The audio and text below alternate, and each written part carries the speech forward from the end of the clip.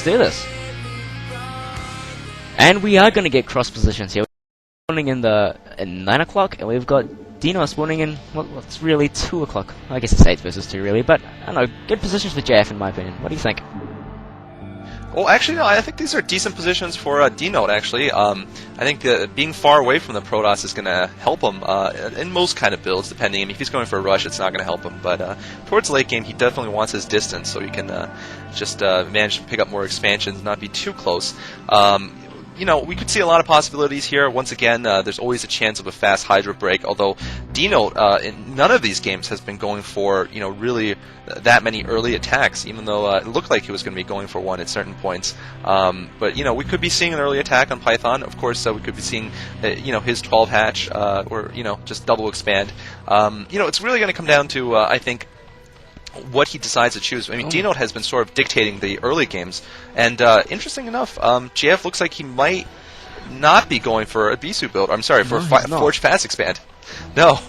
Yeah, and I think that's a better decision. I mean, a Fast Expand on this map is more susceptible to a run by than other maps. I mean, the natural's much wider than other maps, and that's why we do often see one gate tech on this map, and I think, you know, that may just be able to work in his favor if he manages to catch DinOt off guard. Because I mean, DinOt's going for a 9 pull or an over pull, really, and I mean, pull, yeah. If he can defend it, I mean, he might just be able to pull ahead. Yeah, I think so. I mean, we'll see how much he commits to it. Looks like he's not gonna. He might go for a 2 gate, or no, he's gonna go for a 1 gate tech here. Definitely 1 gate tech. Yeah. He'll probably build a couple. He'll probably either do one of two things. He'll either try for some kind of Zealot all-in kind of ugly build, which would be disgusting, really. Or he'll probably go for the more standard, chuck up a... well, actually, there are other things he can do. He can put up a Stargate, go for some Dark Templar harass and try to stall and build this expansion and do a delayed fast expansion, really. Or he could go for a fast Storm or Archon and move out with a Zealot Archon push or Zealot Storm push. I have a feeling we'll see Stargate Dark Templar, but I can't be certain. Yeah, Stargate Dark Templar is a very nice one base tech build. First Zealot coming out just now, actually, and right now we're just going to see. So finally, Jianfei scouts DinOt. He's going to know the early lings are out, and he's going to need to probably block his ramp with a Zealot and maybe some probes, but depends on whether DinOt sees it in time. DinOt is now going to bring a drone, and drone is going to not get in, actually. Doesn't matter, though. He knows there's no expansion, so he knows one of two things. Either it's going to be some kind of Zealot all-in, or it's going to be one base tech, as it is here. And we'll be seeing pretty soon what tech it is. Most likely a Stargate first, I think. Yeah, I mean, he's been able to skimp on he managed to get the Cybernetics core up before he started his first Zealot, I believe. And on top of that, he hasn't been able to get the Scout in. And so, I mean, if he's going to tech for Stargate, he will put it up very, very quickly, and quicker than normal, too. Oh, yeah. So, yeah, it looks like he's not going to go for Stargate. Maybe Dragoon Reaver? I don't know. I mean, a lot of possibilities. We still haven't seen him put down any tech yet. But meanwhile, we're seeing a 3-hatch inside the base here from DinOt. I think that's a very smart build to counter against it. He doesn't want to overexpand against one base tech.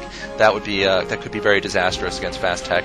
So he's going to play it pretty conservatively, and he's still going to have the economic advantage because he's on 2, and Jianfei's going to be on 1 for a little bit. Jianfei actually just producing Dragoons, interesting enough, and now finally getting Stargate down. So interesting. He's going to get 2 Dragoons, maybe try to put some pressure with them. That's kind of strange, though. What do you think? I really don't like what JF is doing right now. I mean, Zerg with 3 base and the way that DinOt likes to play a macro game, he's going to have a very, very strong economy very, very quickly. And with that, he can just easily break the front there with Hydralisks or Lurkers or whatever he decides to choose. And oh my god, he's cancelled the Stargate, which the Overlord saw, which is good. And now he's going for Robotics Bay, which means he's going to go for another Goon Reaver break. And this is only going to end in failure. I mean, I really don't like Goon Reaver off 1 base. You really want to have a fast expansion and catch them off guard, because that's what you got to have for Goon Reaver. You got to catch them off guard. Maybe he's been watching a lot of pro games. I mean, Bisu's done this before, and you know, if he thinks he's the 4 in Bisu, maybe he can pull it off. But I mean, like you said, it's much easier to defend against Goon Reaver than it is to pull one off. And now we're seeing the Hydralisk Den coming out now. We might see fast Lurkers here, although that might not work very well against Jianfei because he's going to have the robotics facility out very soon. yeah, it's going to be really interesting. Jianfei, of course, needs to do a tremendous amount of damage or win the game pretty much with his Goon Reavers. And, you know, I don't think the one advantage he might have is that DinOt is confused and doesn't know what to expect from Jianfei because he lost his Overlord and the Stargate was cancelled. Yeah, I mean, he's got to be expecting that Corsair any time now, really. I mean, when he knows that doesn't coming, I mean, what's he going to think is going on? He may think it's a Zealot break. He will probably be alert to the fact that it's Goon Reaver, seeing as he did see the Dragoon earlier on. But we can see here DinOt is adding a second sunk, it's another colony here, so I know he expected the Corsair. This Corsair hasn't come, and he knows something fishy is up.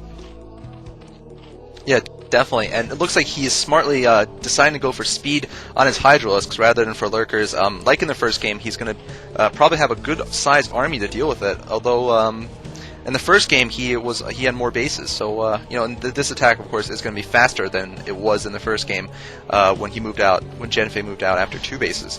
But so yeah, Goon range almost done, and Reaver's coming out pretty soon. Because it's only 1 base and not 2 base, this is much more all-in-ish than it would be for a 2 base build. I mean, if this attack fails and doesn't do any damage, I mean, that's it, game over. I mean, it really comes down to how well they control their units, and really, DinOt has shown that he's got very, very impressive control. And as expected, we've got JF putting a probe down on the low ground in the island, so he will take the island expansion before his natural, probably. That is clever, actually. That is definitely clever. And we're seeing drop being researched now for DinOt. Drop before speed, I believe. So I'm going to go thinking about a slow drop. Maybe he's going to, you know, maybe he's being very thinking very far in the future and going to predict dropping the island expansion, or maybe just picking up the island of his own. I don't know, though, but he's also researching Lurkers and now moving out with a small group of Hydraling. He might be able to intercept it. He is going to see what's going on now. He's going to know it's Dragoon, probably Dragoon Reaver, and looks like he's going to retreat here against the superior army that Jianfei has.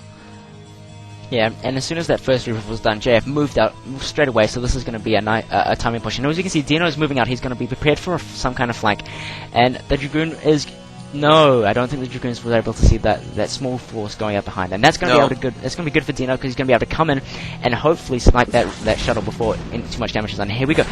DinOt is putting down an extra sunken to defend against this, and...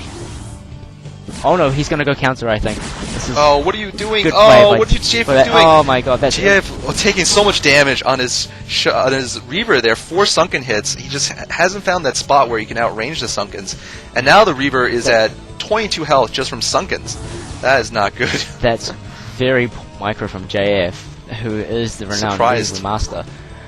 Yeah. And DinOt was playing a very, very smart game here, and he will be able to hold this with ease. I mean, he's already getting Lurker tech up, and I mean, you can't do much against Lurkers without observers. And here we go, we've got DinOt going for a counter with a small group of Hydraling, and oh no, he's going to come back and try to defend with this, because he really does need to get back here and defend this. But I think the Lurkers are going to come out in time. There are the Lurkers already. He needs to just focus fire on the Reaver the next time it comes out, and it will go down. And yeah, this is going to be cleaned up with ease, as you said. There goes the Reaver, bye-bye. And there comes the sandwich here. JF is good as dead right now. Like you said, that was a very all-in play, and that's the end of the all-in. Very, very poor I mean, Reaver micro. I mean, or just surprisingly poor. I'm not saying it's poor, like, overall poor, but, you know, surprisingly poor Reaver micro from JF. DinOt just played really smart there. I mean, getting that small group of Hydraling out around the map, being able to pressure him at home and shut off any reinforcements, and then being able to flank him at the end. I mean, that was basically the defining moment of why DinOt was able to defend that so easily. I mean, JF will struggle really hard to defend this, and yeah, he probably won't. I mean, too many Hydras, the Lurkers are up, and that should be game. And wow, we could see this ending very, very soon after 2 impressive victories from DinOt. And there we go, GG. Well done, well done. DinOt up 3-1 against the great JF, who hasn't been defeated at Liquibition yet. This is his 3rd showing at Liquibition in a row. Yes, it is. I mean, this is the first time in all of Liquibition that JF has actually been behind in a series. So wow. With the pressure's on. I mean, this is, yeah, an absolutely great series, like you said so far. And DinOt has been eating his Wheaties recently. I mean, do you think he's been practicing a lot to win this Liquibition? Because he looks like he's sort of read JF read him out very well, and you know, is well prepared to deal with his style. Oh, definitely. I mean, DinOt's playing amazingly well beyond the level we expected of him, really. I mean, most people were like, were thinking that, you know, he'd be get whitewashed 4-1, 4-2. If we know that's not happening, if Jeff is going to win, he's going to have to go to Game 7. He's going to have to go to Game 7, and with the way he's playing, I don't know. However, the one thing working in JF's favor is that he does have Longinus and Medusa coming up, and those are both heavily Protoss favored maps. And I think he may just be able to claw his way to Game 7 if he's lucky and makes 0 mistakes. And as he's been playing, doesn't look very likely. Especially, you know, Medusa is very Protoss heavy, but I'm looking for DinOt to pull out some kind of crazy, you know, one base lurkers or something like that, because he picked Medusa, so I would be excited if lurkers came into play. Like, of course, Jaedong versus Free in the Pro League a few weeks ago, when Jaedong went for 1 hatch lurkers, killed Free's temples, and then won that game. But anyway, this map is Longinus 2, and it is, like you said, a Protoss favorite map. Yeah, I mean, with a 2-game buffer, I mean, DinOt can afford to experiment with some weird build that he feels like trying and humiliating JF with. So I'd like to see him do that, but he may just want to win his money and get it over with and go to the next one. But so we'll see how he plays through along this. I mean, the defining feature of this map is the fact that the third base does have a double gas, and that helps Protoss immensely if you can get that base up and running, because it really does equalize the gas count with Zerg so easily. And I believe you're ready to get going. You want to go for this, Cora? Oh yeah, absolutely ready. Let's do it. Let's do this. What's this now? Game 5? Yeah, Game 5. Game 5. Oh no, Game 4. Game 5. Yeah, Game 5. Okay, let's do this. Game 5.